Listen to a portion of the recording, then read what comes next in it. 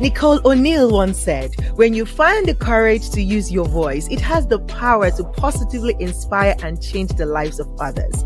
It is one of the special gifts you have to offer the world. It is something to be cherished and championed, never hidden. And that is why we are here on Your Voice, Your Impact. I am the energetic EJ. I am a life and transformational coach, and I work with women aged 40 and above to turn their abandoned dreams into achievable goals by activating their voice for impact. I'm also a podcaster and an event host.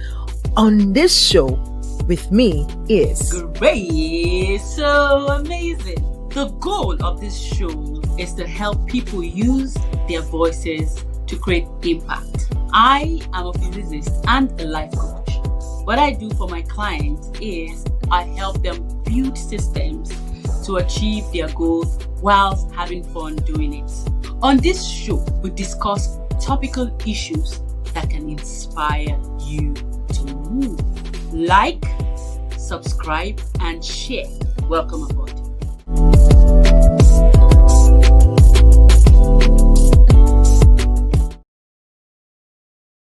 all right. Yes, welcome on board. Thank you so much. If you are actually not subscribed to our YouTube channel, I don't know what you're waiting for. So you want us to beg you. You want us to call the ancestors to beg you to subscribe. Like, why? Why aren't you subscribed, right? We have a load of conversations that we've had in the past, and we're looking forward to more conversations as we go along on this journey for Your Voice, Your Impact. But yes, welcome to this week episode. Let me know if you can hear me, if you're connected on LinkedIn, on YouTube, or on Instagram. I think Instagram is really getting on my nerves. I'm sorry, I'm just going to have to say it all the time because they're always, I don't know what's like. Anyways, yes, wherever you're connecting with us from, please do Instagram, please now. Instagram, don't let us be dissing you like this. Behave yourself. But anyways, welcome on board. And yeah, Grace, how are you doing today? This one you are doing shakara with this your real background. And what was all this? What's this shakara for? Red bricks.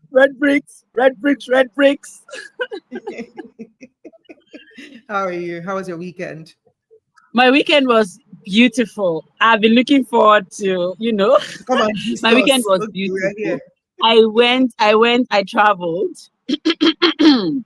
I traveled for an event, and okay, I'm going to try not to complain because I'm on a challenge, and the challenge is do not complain about anything for 7 days. Oh wow. Very difficult, by the way. Very difficult. So the plan was to use the train to KD, travel to Kaduna, and it was sold out. We couldn't get okay. I can't hear you. Okay. Apart from the road. Right. Can you hear me? I can hear you now. It just went off for like a second. What? Yeah. But I can hear you now. Okay, I think you're frozen again. This network should behave itself. Hopefully, okay. You are frozen at the moment, Grace, if you can hear me.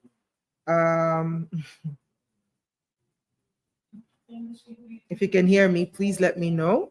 I'm trying to see if this is... So I think it's from your end because I'm speaking now. Anyways, guys, thank you for joining us again today. So the network is already misbehaving, but we will not be discouraged by that.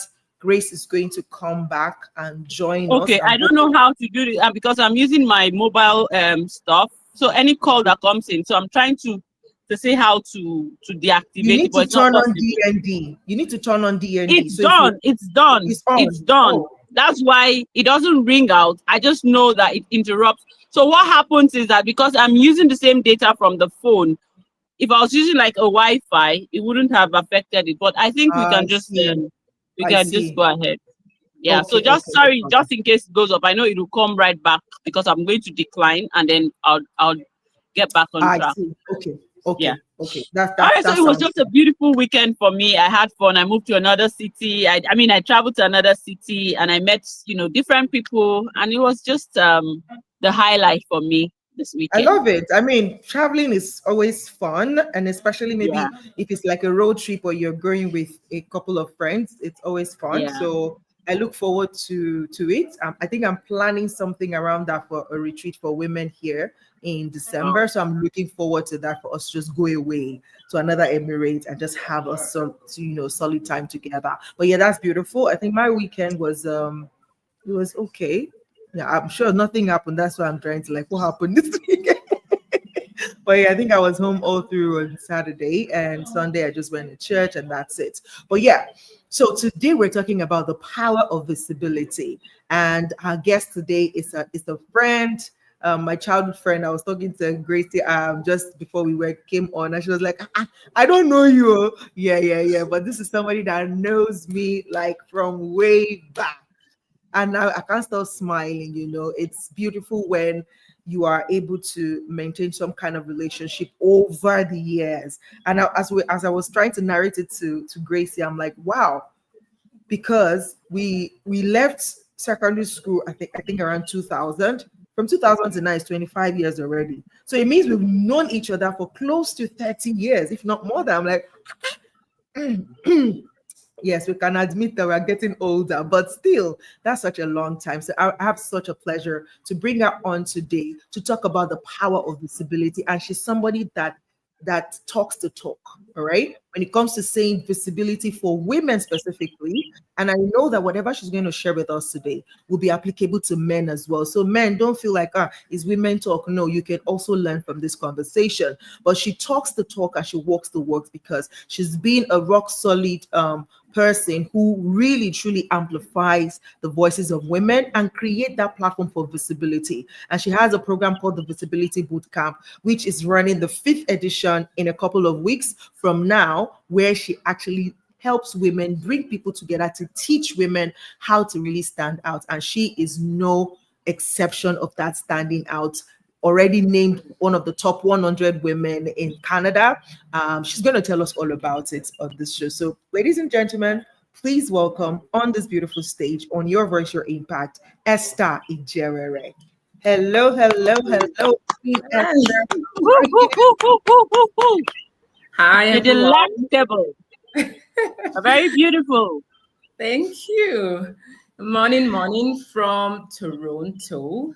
It's a chilly morning out here, but I mean, Is it snowing already? no. Okay. So there are other places in Canada that started snowing like say 2 weeks ago, but for some reason Toronto is a bit of Lagos. I see. So it's always fighting. So right now it is rain. It rained heavily yesterday. Cat Wow. and dog, so and sometimes you don't see snow until the following year, but then it gets very good. Yeah. Whoa. Yeah. That's So interesting. So that would be a prayer. But I'm guessing that would be like a prayer for those in Toronto, like it shouldn't snow, or what do you think? well, it depends.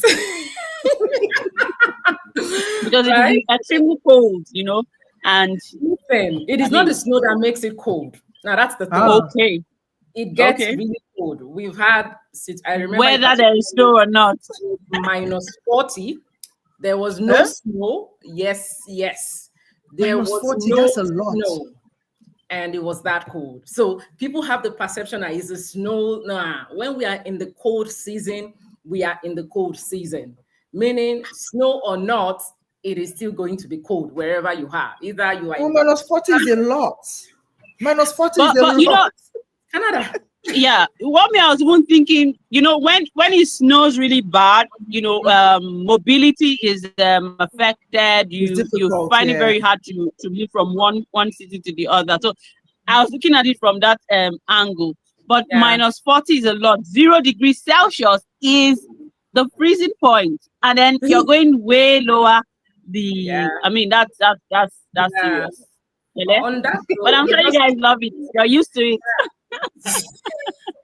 Just to take up what you said, yes, it does get, very, very bumpy sometimes when it snows and people have to navigate, commuting. But I'm going to speak for my own city.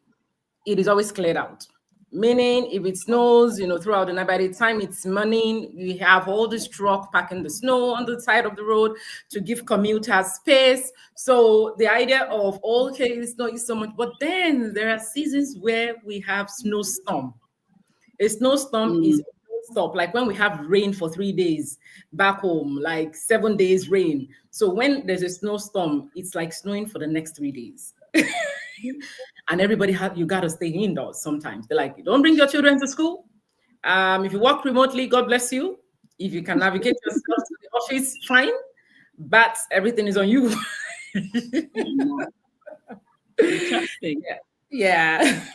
That's quite interesting. But still, that feeling of like, yes, let me even experience it too. I know it's difficult, but I want to experience it.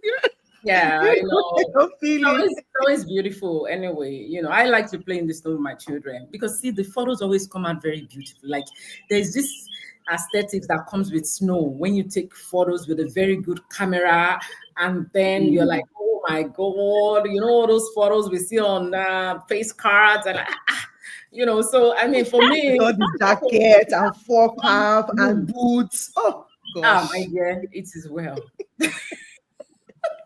We call it layering. Layering season. What? Layering. When you layer up, meaning you are wearing 5 things. Oh, you look like an Eskimo. My sister, before you get to the main jacket, believe me, there are about 3. I mean, when I was the JJC, I would do like 4. But now my body is sort of like, getting into the system. But in the beginning, girl, the tight is 2. And then I'll get to the office and I will not be able to sit down because you're wearing a pant as well on the 2 tie. And then you are like this every minute because you got to adjust.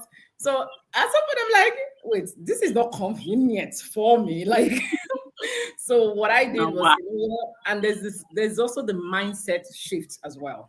So when you believe the cold would get to you, there's a way you get into the cold and then you start getting very chilly. But when you just blank out your mind and say, you know what, this is what it's going to be for the next few months. I got to go to the office. So whatever. So I layered down. And then I will just do 2 outfits. If it's a sweater, I wear my sweater and then I wear my main jacket. If your jacket is really good, honestly, you can even wear one thing and then you wear your jacket over it. But you see, from the bottom low, girl, you got to keep it warm because... But I just imagine something now. That place will be so cold. Sister, it is... I'm telling, and the other trick is this. I didn't realize in the beginning, we love jeans sometimes, we wear tight jeans. I didn't realize that, you see, those jeans, they are taking in the cold because it's like your body. But then when you wear baggy jeans, when you wear sweatpants, it's better because it is not so close to you. The moment I caught on that trick, I'm like, okay, so this is another trick. So with the sweatpants alone, even we need to wear tight. Just wear your boots, but the cold will still enter. Somehow, it's still going to find a way. The cold will find a way. I love it. I mean, I really look forward to experiencing that someday. And I can't wait to have you here in Canada. Know, right? I've been saying that to you for years. We cannot wait to have you. It's a beautiful, beautiful country. Yeah. I say that gladly to people. It's a beautiful country filled with a lot of kindness. I cannot live in Canada and not have some sort of spirit of being kind towards other people. It comes with the system because even on the bus, people are kind to you. On the road, people are kind to you. Yeah. It doesn't mean there are no other situations, but I choose to focus on the good things that has happened to me. And honestly, it's a good thing that will keep you forward. If you keep focusing on the other, people are going to be people. But it is a country where kindness is the order of the day. The children are taught kindness even at school. So at work, you are taught kindness with your co-workers. As a professional, you got to be kind with your clients. You got to be patient with your clients. So there is no, when I first got here and then when I want to take the train, the idea of when you want to get a bus in Lagos and everybody will just rush. And then when the train got to my stop and then I just wanted to rush inside, I didn't realize that people, you needed to wait for them to come out.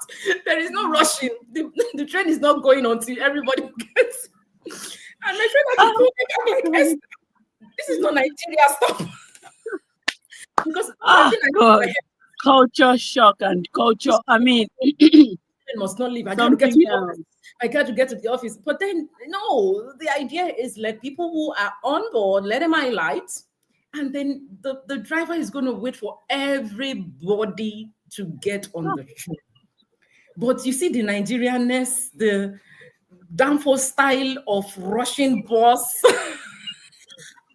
And then I mean, that's one experience that really changed me. I'm like, oh my God.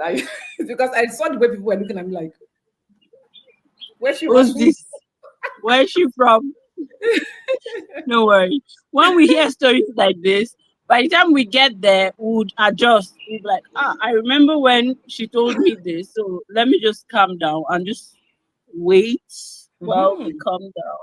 And don't even layer up in the snow. You can just go with your camel and just go. Now you're used to the system. I love it. You know, as you were speaking and as Grace was saying that, you know, as we shared the story now, we can, even if we find ourselves in such situation, we can remember this conversation and kind of scan the area and say, hey, don't go and show yourself, calm down. Calm down.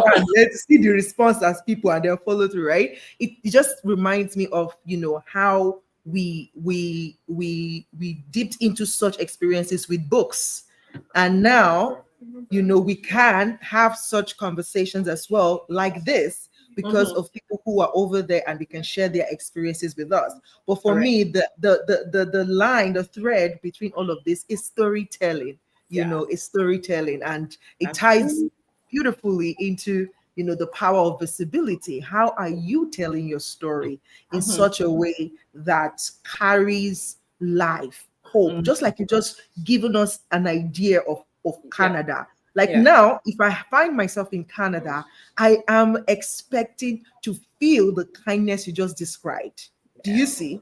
And it's just like, oh, this is good, you know? And it's like when you expect it, it's almost like it's a give or take. If you expect it, you experience it. And what you're looking for, you will find, you would see. And so now that we have this, you know, preview to say, okay, it's a land of kindness. When I get there, I want to experience that. But also for me, being in the UAE is like, I can also look out for that for Canadians around me to say, if I meet a Canadian, do I still have that sense of kindness? Do you see? So it's almost like my brain is already gathering data based on the small information you've given to me. And so imagine if we're able to curate our stories, our journeys, you know, in a way that helps people gather data that can help them also maybe portray themselves better, you know, show up better. And I'm looking forward to getting deeper into this conversation of visibility. But before we go into that story, I want you to give us a backdrop of your journey moving from Nigeria to Canada. I mean, what was the inspiration? Why did you choose there? You know, like, just give us a backdrop. I know you started your journey in Nigeria. You've been in the media space. You've been leading activism. You know, if I remember, I remember Help for Rape. Was it? Walk. Yes, you led a walk over for a couple of years against rape, and then you have a book at the time which was to talk about silence, breaking the silence. So you've done a lot of work in Nigeria before you moved to Canada, right? But what was that journey like, that transition like for you? Let's come back from that backdrop so people can get to, you know, kind of know your story, and then we'll get deeper into visibility. Yeah, thank you so much. It was good. The inspiration for me was obviously to, you know, understand how life works, you know, on the other hand, you know, of the divide. And when you have children, you think about their future, right? You think about how to give them a better life than yourself. You think about some of the challenges you probably have had to deal with, things that should not rightfully be challenges, like some of the economical things we face in Nigeria. They shouldn't even be. But it is what it is, right? So when you think about all that, you know, you make a conscious decision to say, okay, you know what? Let me go into a new world. Let me integrate into a system where whatever I have learned, whatever I am back home, I can take that energy, bring it here, integrate into their system, learn better ways to do things, and of course, give the children a good life. Give them a situation where they are not constantly thinking NEPA taking light is a norm, right? Yeah, let them, align with people who don't really look like me. And, that sort of like give them a different mindset shift as well, because these are people from other cultures, right? These are people from other background, ethnicity, but then they are able to blend in. So that was the driving force for me. And of course, when I came here, like Grace rightfully said, there's always culture shock. Believe me, anywhere you move to in the world, I believe when I come to Dubai as well, there'll be a bit of culture shock because I know they cover up, they layer up in their own way. And, there's always the culture shock. I experienced that in the beginning, especially at the professional level, because I tell people, if you've worked in corporate Canada, you will not have anyhowness. The anyhowness in you will drop at the door every time you're leaving your house, because you are going into a space with people who are thought to be professional. They are not mediocre. People who are thought to get result. Your excuses don't bring it to the table. All you need to do is to give the result. And I love that because it kind of like shaped me into understanding that, okay, my boss didn't come early. Nah, you got to leave home early to get in at 9. And you got to clock in at 9 a.m. because you're paid per hour to do the job.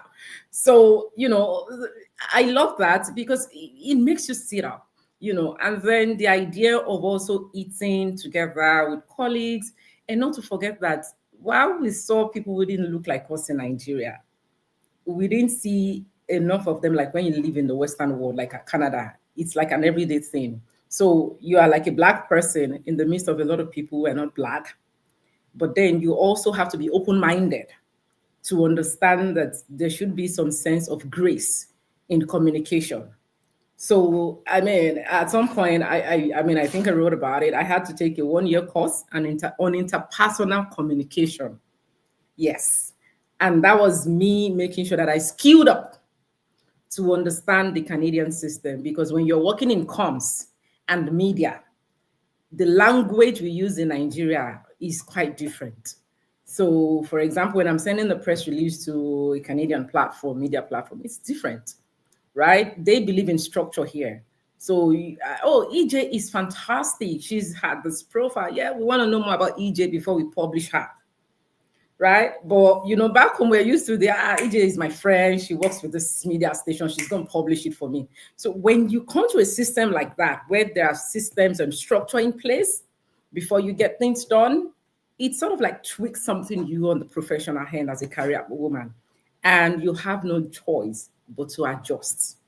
And for me, that was it. I had to adjust into the system, into the culture, but of course the communication, the way you, even via email, the way you communicate, it is highly, highly important.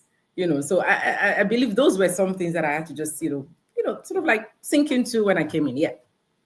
I love it. I love it. Thank you so much for that, giving us that backdrop of how you transition from Nigeria into Canada and what that transition has done for you in your own growth and your personal and professional life. Grace, I'll pass the mic to you to, yeah. Okay, so I'm feeling bad. It looks like they're bashing my Nigeria.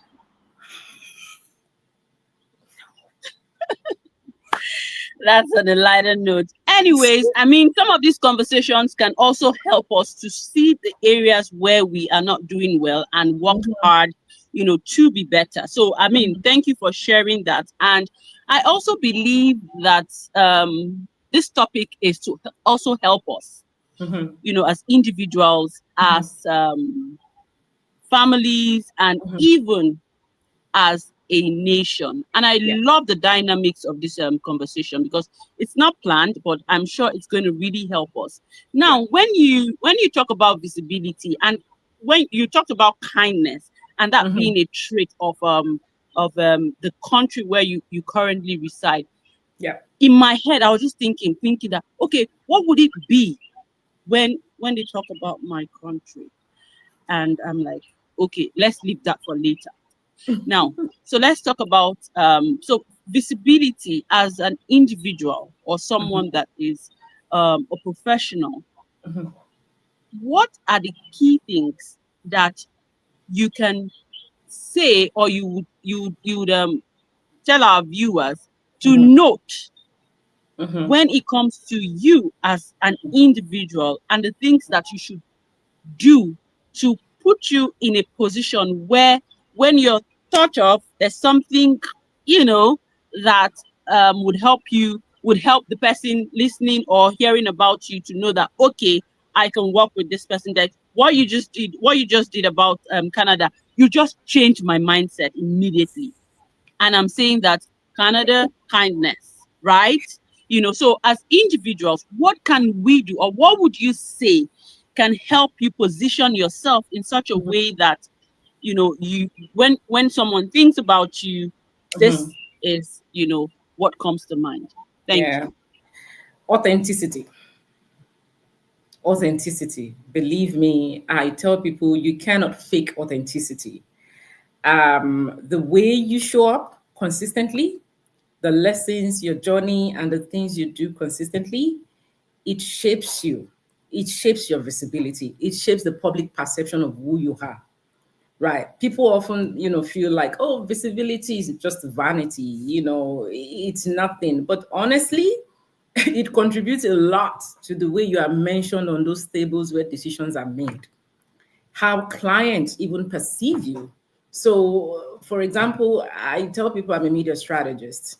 And then you come on my page, you don't find nothing about media, you don't find me talking about my work. I mean, I am multifaceted, but I still ground myself in media, meaning it is a part of me. It is what I love doing. It is the thing that I've done for over 10 years and given measurable and impactful results. And when I tell people about visibility, that's what I say to them. What do you want to achieve? So if a client comes to me, that's the first question. What is your goal? What is your goal? Okay, EJ has a podcast. You want to start a podcast, right? Why? What is your why? What background do you have, right? What have you done over the years before you got to this point where you feel, yes, I can now start a podcast? You see? So it's authenticity, consistency, and you being in alignment with your niche. You see that alignment, it is very, very important.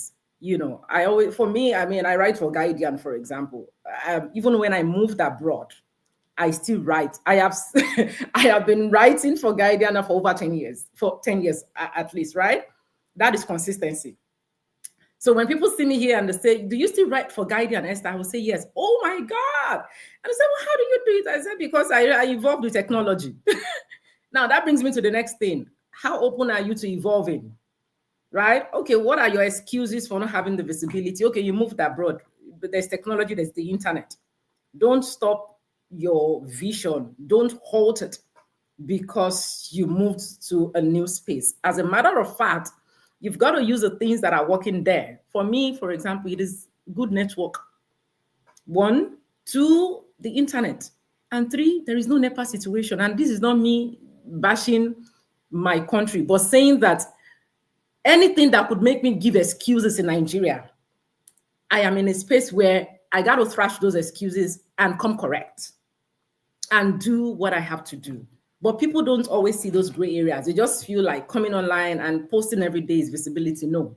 Who are you? What are you posting? Is your name a solution to the problems you solve on Google?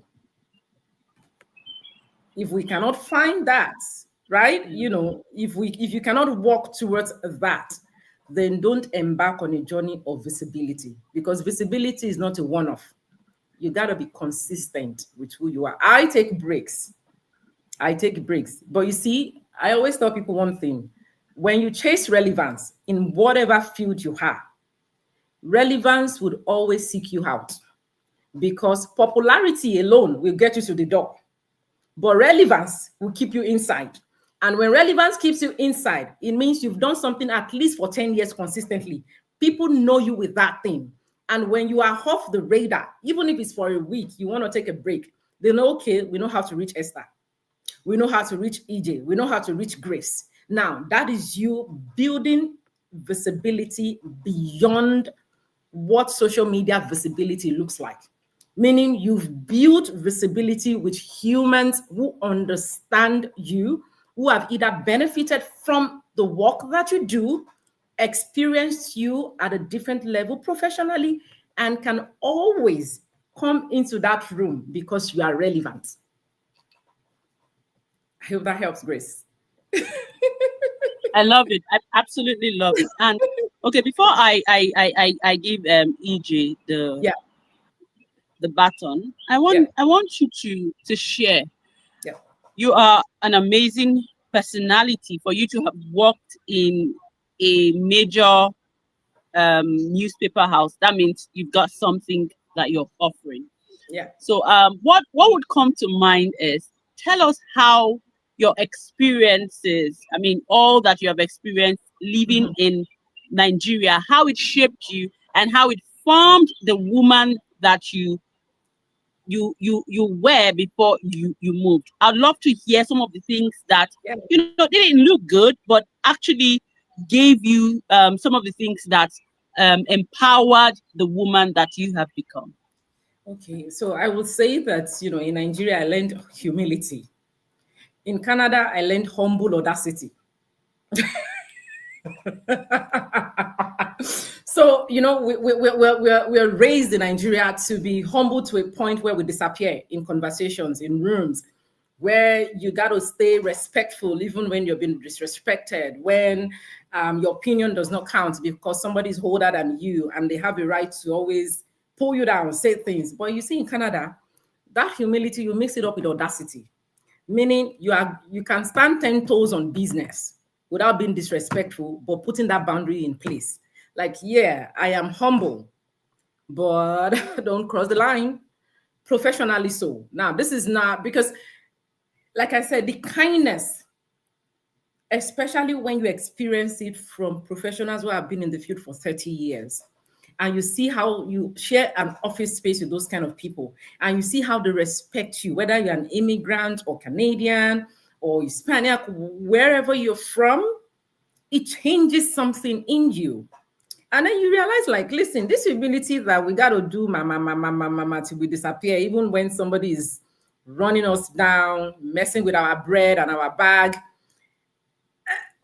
you can go with your bag. Now, that's what Canada taught me. There is always something better. You can. Yeah, you know my family, you know my mother, you know my, okay, that's fine. We're going to keep the relationship, but I'm not going to work with you. Yes, I would say that, and I think people can see that in me, because when those changes start happening, you stop being a people pleaser.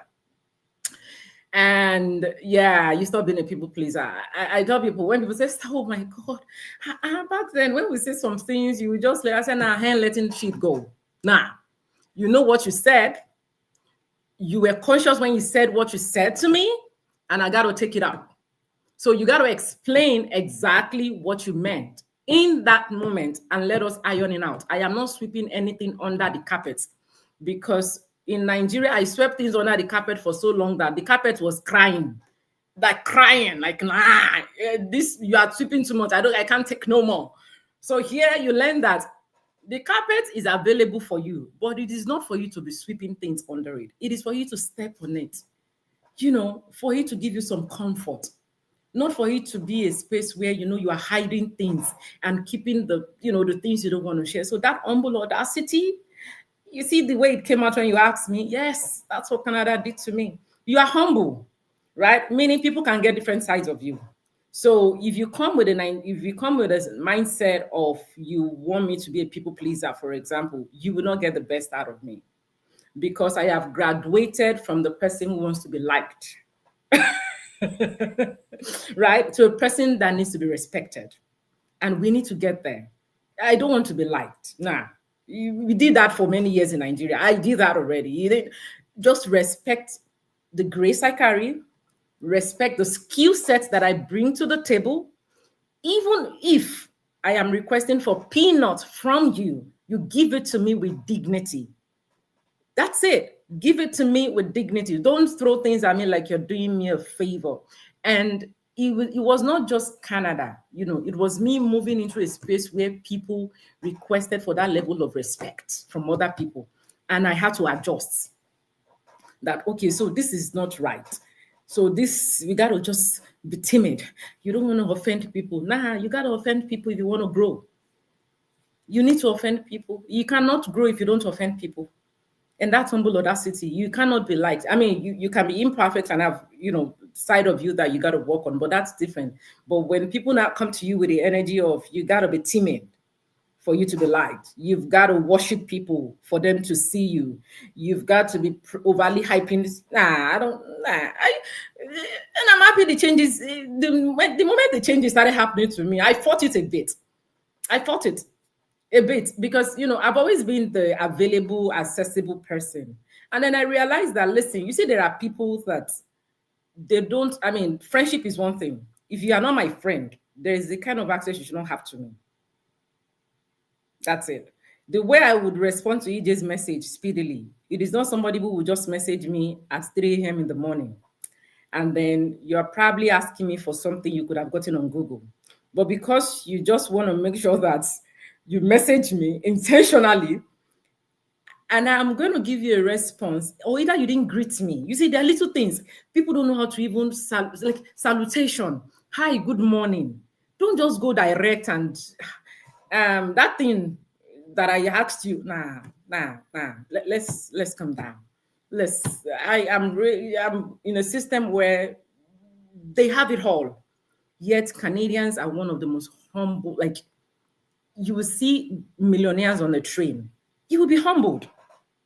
You will see millionaires taking a bus because nobody cares about anybody here. So it is not a place where you say 1,000, Agbada 500. You keep that in your house. Yeah, so humble audacity. Believe me, that's all encompassing. And I learned how to quickly adjust to that. And I love it. And don't also forget we're in our 40s. So when you have humble audacity in the 40s, the energy is different. Because there are people who are still going to be stuck with the 20-year-old and 30-year-old who was mamaing and sasaing up and down. And then you realize, listen, okay, you are 46, I'm 41. We're still in the same age gap. So let's all respect ourselves. Professionally so, because this is a career talk.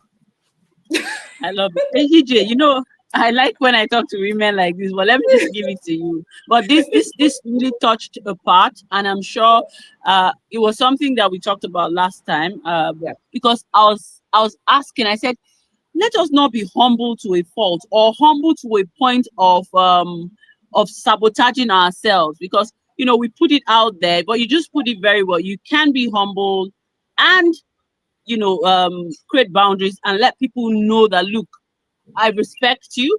I'm not going to sasasa you to death or, hide myself all in the name of, I'm humble. I don't want to offend people and all of that. So thank you so much. I really loved that we touched on that part. Over to you, ma'am. Love. You're muted, EJ. Love it so much. I think one of the things that stood out for me when you were sharing that was when you talked about, the dropping the excuses and just integrating into the system. Yeah. I think that was one mistake I made when I moved here. I carried that same mama, into the space and just was mellow and very, but eventually life will teach you. Sometimes there's a way life will force you to learn when you don't learn on time. When people start to step on you and make you feel like rag. When but is that how? But I carry something now, when you wake up, and that's like when you wake up is your morning. And that could take a while. And for me, it actually took a while for me to be able to drop some of those nonsense, rubbish mindset that just keeps people low. But thank you for sharing that so succinctly. Now, talking about visibility, I am curious to know, because when we talk about things, when we are known for a thing, It's often important that people know the why behind that thing, so that they know why you're doing that. See, it's not for clouds. It's not because I'm looking for money. We want money, right? We need money, but it's not, money is not the driver here, basically, right? So you've built an incredible career helping women amplify their voices. Where was there a personal experience for you that kind of challenged you and inspired you to say, this matter of visibility, I'm going to carry it on my head. This matter of empowerment, I'm going to carry it on my head and help as many women as possible cross border. What was it for you? Was there an experience that inspired that? But it wasn't a challenge, it was inspiration, because I was okay, so let me coin this. I was supported from the beginning, from the very, like, the inception of my career by the media as a whole. Now, this was the time when it is not easy for you to get media features. If you want to be featured in Daily Times, you will carry yourself and go to Daily Times to pitch. If you want to be featured in, say, an encomium, you would have to go to Ogba to pitch yourself to Kunle Bakari, or at least either an Azua Arinze, one of those editors. You see? So I experienced that. We don't have that anymore because everything is on the internet. People can even throw name at their grandfather age because you don't even know the person on the other side. So, so for me, it was inspiration that there are people who open doors for me. You see, the doors, I've always shared this. There was no challenge when it comes to media with me, except I want to make up one funny story. For every media elder, I'm going to call them my elders, that I approached when I started out, they opened the door. They allowed me sit in the newsroom to learn. I saw them write stories. So I didn't go with the mindset of using people. I went with the mindset of building relationships with them, knowing them. Because it is one thing for you to write a letter or ask people for support and then they give you excuses. But it's another thing for them to just say, yeah, we're on board with you. Just send us whatever you have. That was my inspiration. And because I was able to have that kind of access, and of course I had to go to school to brush up my skills as well when I wanted to evolve, I said to myself, listen, I can also support women with this. And there are a lot of women who would come to you and say, Esther, I am almighty in Ikorodu. I have done X, Y, Z. And then I go on Google, I can't find nothing on them. I go on Facebook, they're not even posting their work because they are ashamed because one family member will see what they post. Or some would come to you and say, no, I don't want to make noise. Why are you not making noise? I made noise from the beginning. Any media person that I mentioned from that age, they will tell you, Esther will disturb your life. If I want something, I will come to the office. Esther, you don't need to come to the office. Sir, I have to come to the office. Sir. I have to come so that you can remember to help us publish this, our outreach program. And because I'm also grateful. So when you have that kind of access, some people want to gatekeep. I don't do that. Because I believe that when you are helped, you should help other people. So for me, it was just me having that access to the media, because you would see, if you go online and Google my name, except you want to stop on the first page, you will see things as far as back 2010, 2000, and like they've been there for me. And I have also carried them along on my journey. So I wanted to do that for women and say, listen, let us all come together. Let's support ourselves. I have access. I have also learned on the job on how to position women in the media. I can actually help you solve this problem of visibility by making sure that your name is a solution to the problems you solve on Google, by making sure that you have digital footprints of your work. So when you go into rooms like this, like where we are, and you are talking and somebody goes on Google and they can't find anything, it's a put off for them. Because what are you talking about that I can't find on Google, especially in 2025, right? Especially in 2025. This is not the age of we are buying newspaper and using it for our kitchen cupboard. This is the age of the internet where you do not have an excuse. So that was the inspiration for me to say I had access from people who are not even my gender. Remember, There were elders, there were some, but I mean, we all know how the gender disparity is when it comes to any sector in the world, right? And they were able to say, we're going to give you the door. So why not open the door for other women? And honestly, the joy I've had doing that, it is unexplainable. People don't get it. I tell them sometimes I want to just feel good, because we are taught to be too humble with our accomplishments. Yes, I go on Google, I play good music, and I'll just be reading, let me feature EJ, see my name with that person. It is my joy. See EJ, so at least if person Google Grace now, they will see something. It is innate. It is unexplainable for me. It is just to make sure to say the sky is wide for everybody to have their territory without blocking any other person. So good. This is so good. Like for me, this put things in perspective, especially when you keep talking about it, and when you say it to say, visibility is not vanity. It is a way to create impact. Then we know you're not just saying it just because it's a nice thing to say, yes, or because it's a rhyme. This is the main, this is the why behind it. And this is why I asked that question. Now, quickly talk about Visibility Bootcamp, because yours is a story of talking and doing. That was why I said in your intro, you talk the talk and you walk the walk. Yeah. Now you've gone beyond just you've gone beyond just helping people actually get visible by featuring them on your platform, which is 10 years, by the way, this year. Congratulations. We are counting down. We are just at 3 years old. We hit 10. Have you great? Have you? So right. So, and you went beyond just that to actually creating a learning environment where you break things down for these women in a more enclosed, way, in a more structured format. So talk to us about the Visibility Bootcamp. I think your story already told us why it is inspired, but why did you feel like you needed to go that extra to create a bootcamp? If you can just be telling people one by one to feature them. Yes.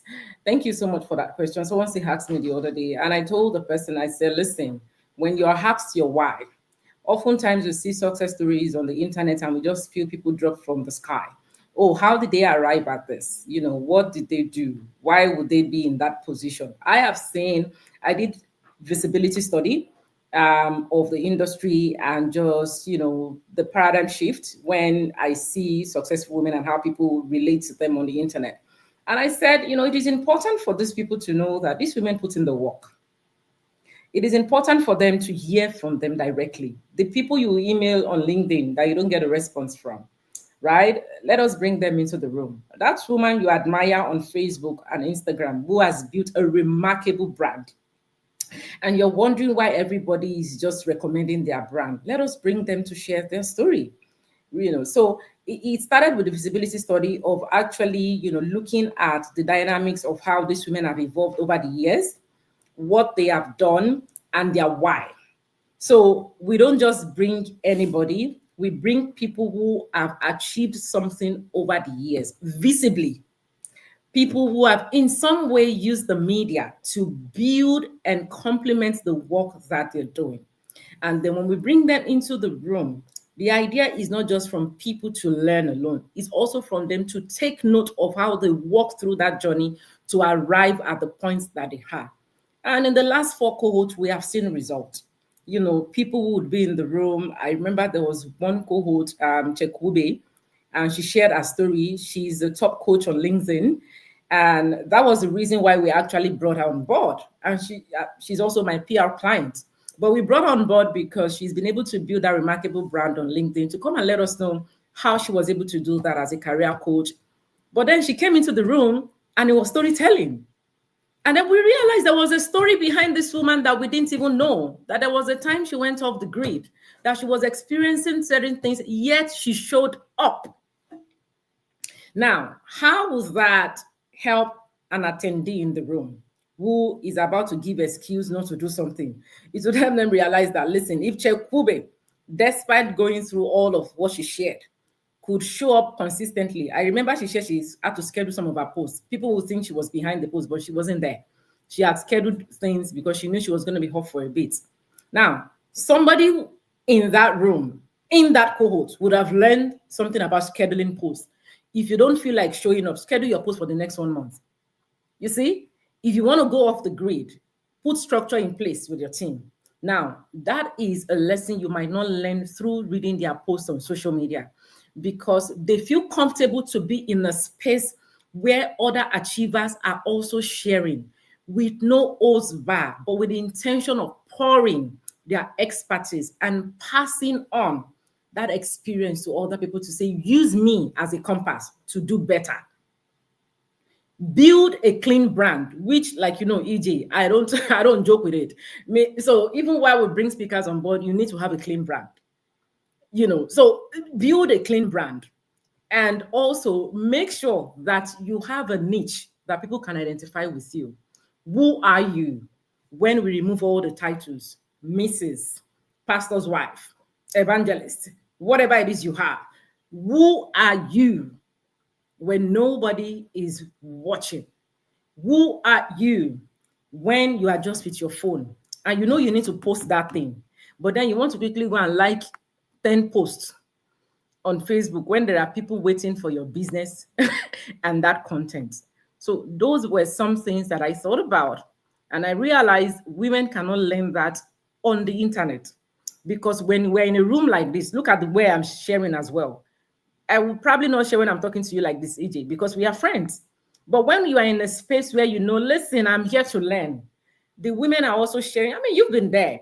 They would go off, like, they share with so much passion, because you're seeing the room, you've seen people who have really, really walked the talk and put in the effort. And you know that visibility is not just showing up alone. It is you showing up with good messaging, making sure that everything you put out there, your story, your journey, the post, the collaboration, they are intentional. Because in 10 years' time, in 15 years' time, by the time you are watching this women and you want to get to where they are, people are going to judge you by the things you did before you got to that level.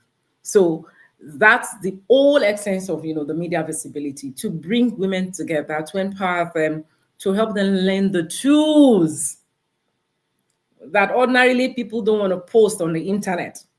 The tools that will help them stay grounded, stay visible, stay consistent, and above all, be authentic. Because that's one thing our speakers always bring on board: authenticity. So wherever they are, when they come into the room, you see the authenticity just jump out and they share. I love it. Gracie, I know you're pinching. Please go for it. Go for it. I love when I hear. So one thing you said that just resonated with me, or is still resonating with me, is what you do for work, projecting other women, and it's changing the narrative of what we've always known about women not wanting to. There's a very funny story, and right now, from what I see, I'm beginning to say that who created this story that we continue to peddle, that women hate women, when all the people around me, supporting me, working with me, are women? And I don't know who created it. Sometimes we don't investigate stories, and we would see that we are, working with that story and running with it. And it is priming us and programming us that when you're working with, when you just see a woman you want to work with, you're already thinking and saying that this or now, well, it's just a lie. I'm honestly, I'm saying this from my heart, because what just happened over the weekend was something similar. Another woman, working. That's another story. But let me just go. I'm just excited. So this is me, making it clear that I'm excited that you're doing what you're doing. And it brings me to the question of, talk about collaboration. I was in a conversation yesterday, and someone was speaking from, I'm sure we're going to bring him on board soon. He was talking from the depth of his inner core. he was sounding so irritated why, people want to do their own thing, that just want to be, I am the CEO, it is my. And they forget that, you can come together and pull things up. Oh dear, she's off. Oh, I would need for her that's to, not I would network. really need for Yes. her to come and answer that question, So Yeah, this yeah. was the conversation I had yesterday with someone. The person was really, really irritated, and he said that you get to see people not wanting to collaborate, not wanting to partner with other people, and they are not growing. They can see that they are not growing, and they want to insist on doing it, me, myself, and I. Solo. And it stems a hand solo, and you can see very well that you're dying. So when she was talking about, bringing powerful women into the space, into her space, and helping them use, tell their stories so that people can learn, what just came to mind was to ask her questions around collaborations, and you might also build some level of visibility, by just partnerships and collaborating with other people. I hope she comes soon so that we can wrap this up. It's an interesting conversation. Yeah, I really hope so too. I don't know if it's this network, or I hope it's not that her device just went off all of a sudden. But an interesting conversation so far, and I just love how grounded she is now with the journey that she's been on, and just sharing that. And she's somebody that I know that, like I said, talk the talk and walk the walk. Like, if you look at, and she tells amazing stories. Like, she can form a story from any conversation, like from any, if you go on her page and even see her, let's say she sees a movie on Netflix, the way she would distill. I read her post sometimes, like, God, you bless some people with writing skills, or because what is it, the same movie we watch? Like, how did she bring this, point out this thing all together, and then at the same time having that no nonsenseness is beautiful. Like, she will give it to you hot, but you will know that she's respectfully doing it. So the picture of her esquissa, she already you know, esquissa, she we're all right. She has that kind of tone. Nice. I think it's about time, honestly. And I used to feel bad because at some point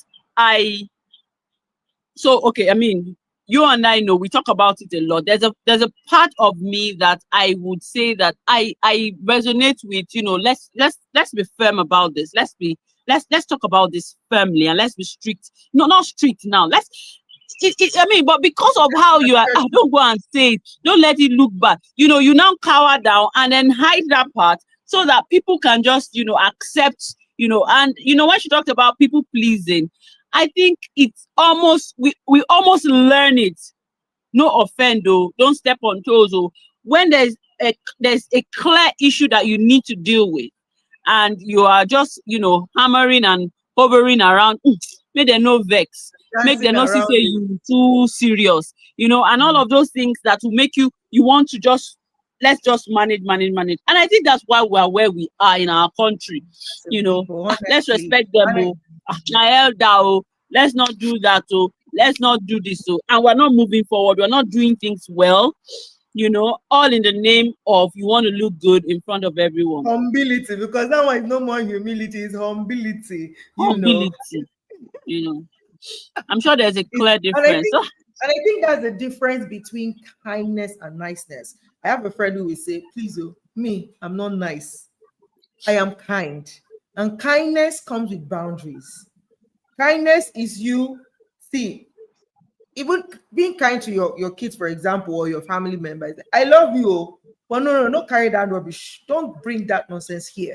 And that's it. That's the lie. So kindness comes with drawing boundaries. Why niceness is the one that is like, hey, okay, no vex now. Yeah, now do sorry. So people are overly nice to family members, to kids, to colleagues, just wanting to keep peace in the name of keeping peace. But kindness is firm. It's not going to it's not going to cross what's it called?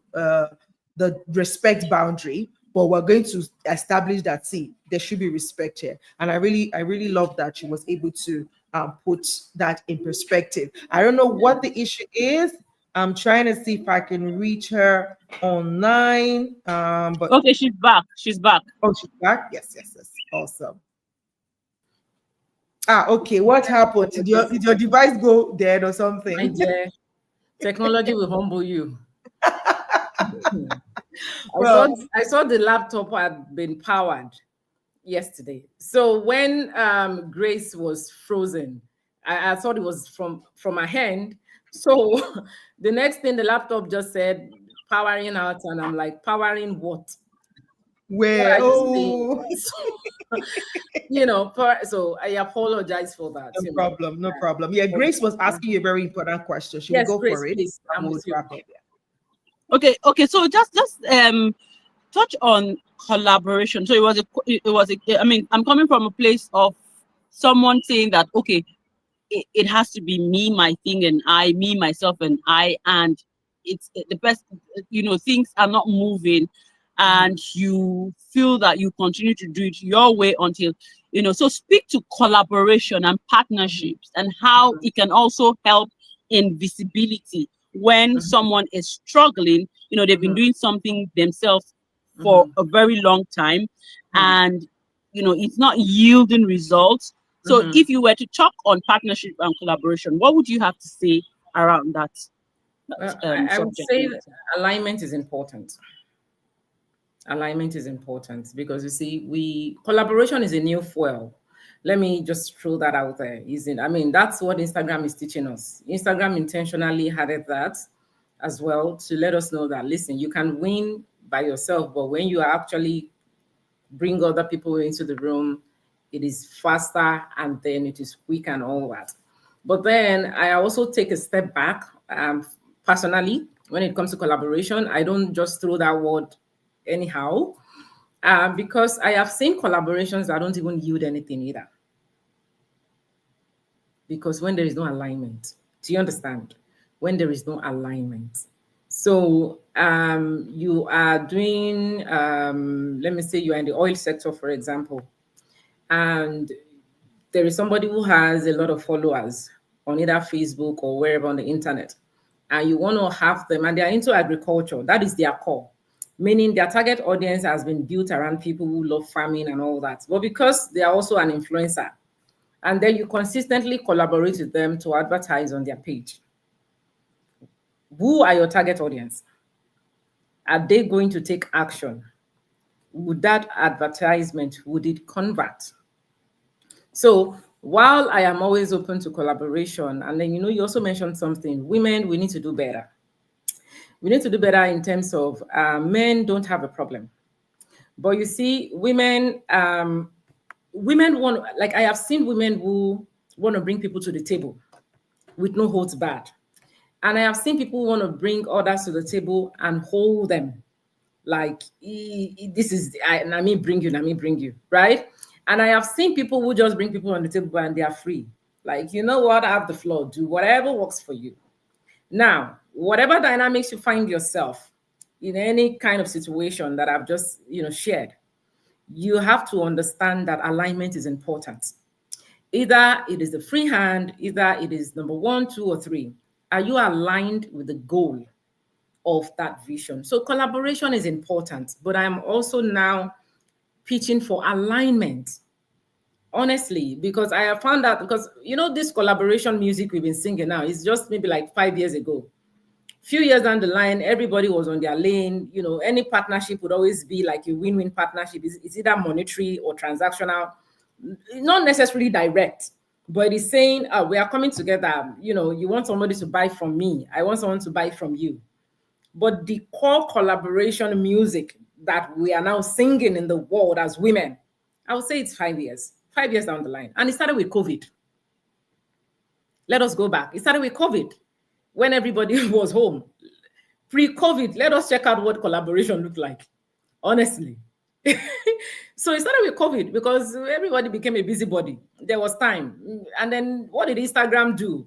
They said, okay, you know what? You all are staying at home, and okay, let us have this so that you are posting and then you are consistent on the internet. So I would say that, alignment is important. Alignment even with the people you work with, because that is also collaboration. If you work in an office right now and you see that things are not really going the way it should, you've got to check your circle. Who is in that circle, right? Is there someone putting holes in the boat? Is there someone who is not aligning with the vision? Because the visioneer might be looking straight ahead to make things work, open to opportunities. And then if there are people who are supposed to drive, who are drivers, who are not as driven as that person, it might halt the vision, right? I don't know if you saw, there was a post recently where someone said she was closing down her business. And, she said she was, I think she's into pastries and all that. And then she said she was closing the business because she realized that for the past 5 years that she had been running the business, the staff had also gone to create their own company. So the places she was supplying, the people that supply the Mr. Biggs and all those other restaurants, they were supplying those people. So she was wondering why they didn't want to do business with her anymore. Like, what is going on? So the business got wrecked. But by the time she realized what was going on, the account was in red because everything she had done. You see why I said collaboration is also alignment. So it is not even external. Sometimes it's internal. You got to make sure that whatever is internal is good enough for anybody on the outside to come and sit on that table. The story went viral. I will share the link with EJ. It was posted on one of those cake huge platforms on the internet. She actually bought her receipts. She had to go to those places to ask questions. And they told her, like, this person has been supplying us, this person. And then she realized they were all the people who she had brought in to support the vision. And if you ask that kind of person, Grace, to talk about collaboration, please, what would their idea of collaboration? Because she did a video and the video was for us to encourage her. And then she said, nah, I don't want to go that route, because she had pumped in money, not knowing that she was trying to sell to people that had become clients to the people who were on her payroll. You see the dynamics of that. Like, clients were dropping her, not wanting to buy the items. These people that supply chin chin to all those supermarkets, all those contacts, they are taking it and they were supplying. And by the time the live session finished, even I didn't know what to say, because we're encouraging. And then I'm like, nah, this is a person who needs to redefine their goal. This is a person who needs to take time off to rediscover themselves. This is a person who needs to go back to the drawing board without anyone pushing them, but also just mapping out a better, vision for themselves. So collaboration is important, but please let us also watch out for alignment. Alignment in everything. Either you are doing an event, you want to bring speakers on board. Honestly, either you are hosting a conference and you want to use a venue. See, there are things, the little things that sometimes you overlook. There are the things that actually build us over time.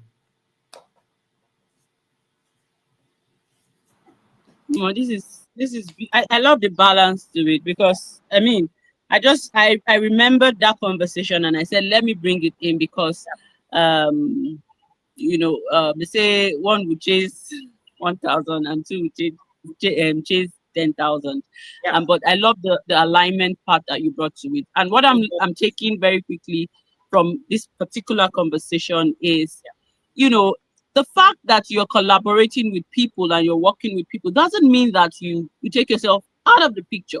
I'm not going to lay blames, on anyone, but from the story you shared, if we dig deep, we would find out, certain things. But that aside, I just believe that, the balance to it is what I'm taking away. As much as I want to collaborate with someone, I should also know that we have shared goals and then shared visions.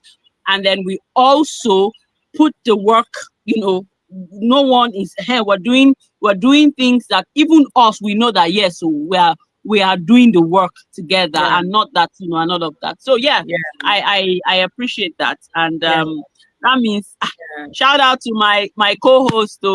We have been. She's on board. She's on board, and I'm going to use EJ as an example. She's been the host for the Media Visibility Bootcamp, and I'm going to say this openly. I remember someone had come to me and said, "Oh, why are you? Women. When you are running a women's platform, I tell people, if you don't have self-regulation, if you are not, they run you crazy from not just alignment, sis, divine alignment, divine discernment, you will hurt a lot of people, because the same people who are going to go to A to say something, they will come to B to see another thing, and then they will create a disconnect because they know you guys will never talk again. They have created that thing. But for me, when I want to collaborate with people, listen, I blank out of hearsay. And I tell people, if you want to work with anybody, the moment you reach out to that person, if they're not committed any crime, if they've not done anything, focus on your focus. Because by the time you're allowing people come and say, but why didn't you, then you are going back to the drawing board to reset things. And then when you're resetting things, it's like, scratching. So you got to think, okay, this person, I've done this seamlessly over the years. And EJ has been part of, the Media Visibility Bootcamp, and we enjoy, in fact, when we are planning, she's the team will just say, EJ. Right? And that is because energetic EJ! And that is our strength that came through, right? I don't have a kind of strength. Listen, I know I tell people, another thing is in the world we are trying to force people is let people stay with their strength. They need to evolve, but don't force people out of their strength because they need public validation. I don't have that kind of demeanor and energy she brings to the room. So I'm comfortable to collaborate because she's bringing something I don't have. That is where strength comes in, right? But if it comes to visibility, discussing, I am the presenting girl, breaking it down for you, showing you the result, that is where I'm comfortable. So when you're collaborating with people as well, you got to look at, what has been the result over time in collaboration. What is the feedback from that collaboration, right? And lastly, I got to say, pray for a good environment as well, because you can be screaming collaboration, and the person is not in an environment that sees them as an ally, but a competition. Now, that can trump growth as well. So what people see on the outside sometimes is professionally, we always say, oh, that person should have done more. But they want to do more with other people, but you don't know the energy they are getting on the back end. And they just got to respect themselves and do what they have available. So just like you coaches do, for me, when it comes to media, alignment, visibility, I also dig deep into the why. I've had clients who come to me and say, oh, Esther, I just want to come, I heard XYZ. And I will tell them, if you come with that energy, you will manifest it. Yes. We're talking about career and everything, but we're also praying people. If you come with the energy of a wrong perception, you will likely manifest your thought with me. Meaning I might do something that does not require you reacting in a particular way, but because you've heard something and you were expecting me to react in that way, you will come for me. And then when you come for me as a person that has migrated from Nigeria, when they teach us, that humble, and now there's humble audacity, I'm looking at you like, what's going on? Give it to him, what? You see what I'm saying? That's the thing, so this thing is in every sphere. Like we've got to dig deep sometimes into all of, look at, that's what coaches do. You look at everything, the background, the why, how did this person become this thing? What tweaked, what happened? So it's important. If I want to refer, the other day I mentioned EJ on a post. The person posted and they said they were looking for voiceover. I did not even think twice. I just mentioned her because that is a work. I enjoy doing that. How many women do that for us? Let's be honest. Let's be honest. How many women? And sometimes that changes a person that is used to doing that. So if you are used to always giving and being the person who is always out there, and then when it comes to your turn, ain't nobody asking you how you're doing. Ain't nobody asking you how can I help you. Ain't nobody saying, yo, I see you're struggling in this angle. I've got expertise. People would say, well, they reached out to this person that they could help them. You got to ask, what energy did they bring to the room? That's where, and I think this came for me from maturity. If you had asked me this question maybe 10 years ago, I would have replied in a different way. Now I am wiser. Before I would just judge on the go. Now I would look for the why. How did this person get to this level? Let me find out. If there are things that needs to be changed, maybe they are open to this level. But if the environment or the people are not in alignment with what they carry, let's not forget the power of grace in all we do.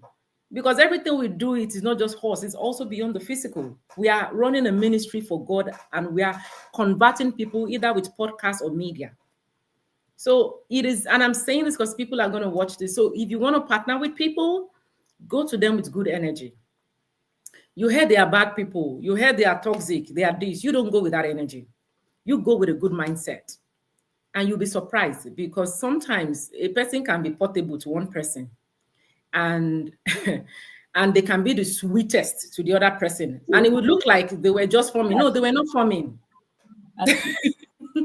It's the energy you brought. I love it. The energy where you give 9 that you collect. In fact, once you tell me, honestly, what you just said now is what I practice.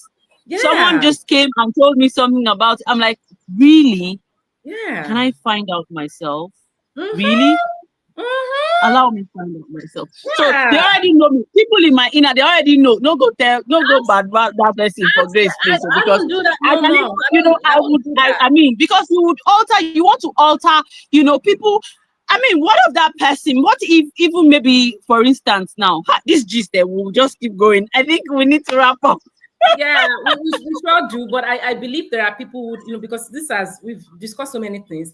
But you see, this part of it is a hard conversation people don't have. True. As women, we want to always sandwich everything. Let's be honest. Everybody is not your assignment. Now, let us leave all this collaboration. Everybody is not my assignment. Even as a media girl, I would offend you. Yeah. Because if you're not my assignment, God would put a parallel line. You cannot take it out. It will come sometimes as hunger. It will come sometimes as not being in alignment when you are talking. You are going this way, I'm going this way. That is the Holy Spirit telling you, move. It is not your thing. You see? So in collaboration, you got to find out, is this person my assignment? Yeah. Is this person my assignment? We'll bring in that person even into your own space. Mess up your back. Small things for you. Mess up your bed. Mess up your bakery. Because we keep screaming collaboration. We have seen people call out others on collaboration when things go south. Because one person tries to outsmart the other person, right? We've seen those things happen, but it does not mean, now let me calm down, that there are not good people out there. We need to collaborate if we want to move faster. But I am also of the opinion that if you collaborate with the wrong people, with the wrong set of people in your vision, in your goals, it can slow you down. It can slow you down.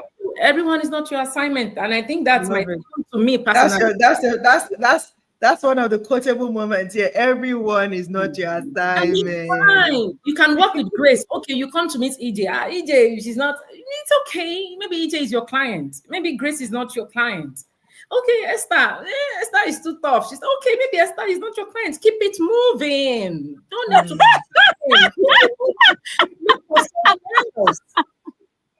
Love it. Wow. Oh my God. Amazing session. Wow. Amazing. I love when there's alignment here. I can see there's alignment. I love this alignment. We don't want to go. It's supposed to be for 1 hour. It's 1 hour, 18 minutes already. Anybody who's going to watch this will see that we're not speaking, we're not packaging anything. It is not packaging. There's nothing there's no Abini. there's no Oh, yeah. script anywhere. Me, I can't even read scripts. I will mess up because to even do video now, I'll for me most times. Wow, So thank you so much, Esther. yeah, I love the maturity that has come with your journey over the years. Like knowing the Esther I know from way back, and now I'm in awe of the evolution that you have Yeah. experienced, and the depth of wisdom with which you come off now. It's just Yeah. mind blowing. I love it, and so for me, it's a blessing to be associated with your brand, and to be working with you, and to have any form of collaboration with you. For me, it is beyond transaction. It is, like you said, it's an assignment, and I see it for what it is, and I'm always grateful to be in that space to collaborate with you anytime. So thank you for coming on our show, for sharing so beautifully. Like, there's so many things to take away from this conversation. I have to sit down, listen to it again, and scribble some of those quotable moments so that we can share. And we're going to also post on our page and tag you as a collaborator. We know that here there's alignment here, so we're not afraid. Everybody's not your assignment. Stop labeling people as bad people. Honestly. They are not your people. They are not your people. You can work with someone for 5 years and there'll be a misalignment in the 5th year. That is because that's okay. They are pushed into a different direction from you. It's like you saying your classmates now. And that doesn't mean that the journey so far was not worth it. It was necessary. It doesn't even mean they are both bad people. It was necessary to get to that level. And I mean, I think we can have this conversation on another if you'd let it happen, because I think we have a lot to talk about. Like you rightly said, there are things that we sweep under the carpet, and it shouldn't be, so that we remind ourselves. So I think we can have this conversation, we'll make it work. We'll on make another. Look at so that we can dig deep, do the yama, bring it out, do ruffle, throw out what is supposed to be, What we'll do, Grace, what we'll do is maybe we'll set up a special time for her, because it is 8 a.m. in the morning for her. No, it's okay. It's okay. No, not this time. It should agree to be our faculty. So there are some meeting things. Maybe I'll just put it out there. There are some conversations that we would have in our, we have something on the pipeline, and it might not be on this show, but if you're watching this later, if you're going to see this later, just have it somewhere that we will be bringing the delectable Esther Ijewere, Lady E. She's going to definitely be a part of our faculty for something we're cooking, because this conversation, like, again, it's not going to be for everyone. It's going to be for people that are intentional and people that want to move from where they are to where they would rather be. So I think we'd leave it for that. We don't need to talk some kind things for here. No plenty. Worry. So let them come to the other room. I got you.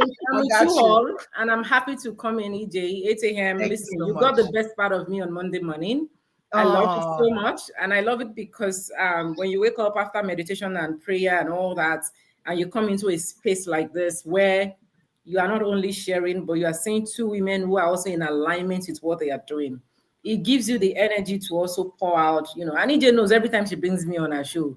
Me, I don't talk all the time, but when I come to a place, I'm a chatterbox. When I'm comfortable. If I am not comfortable, you will know immediately. I will just be giving you one-liners. So thank you. I gotta say, and for anyone who is gonna watch, please subscribe to the channel. Watch the show. Watch the show. Listen, it's one thing for people to collaborate. It's another thing for them to collaborate on a journey that is yielding such results. On a journey that you can see the joy on their faces. They love what they do. They love being in the room. I am just meeting Grace for the first time, and it feels like I have known her outside of the space. Now, those are the kind of people you are coming to me. So if they invite you on the show, please come on, respect it, honor the invitation, and watch this. See the way I shared. Share with no holds back. Yeah, it's a career talk, but we got to come correct. All right. Thank you so much. God bless you, sis. God bless you. Thank you so very much. We really appreciate you. Thank All right, guys. This is where we draw the curtain. Please leave your questions or comments in the comment section wherever you're watching this, whether it's on LinkedIn or on YouTube. Please leave your comments. We'll come back to you and respond to your comment. But yes, we have one more session for this career conversations, which will be next week. And then we're moving and switching gears.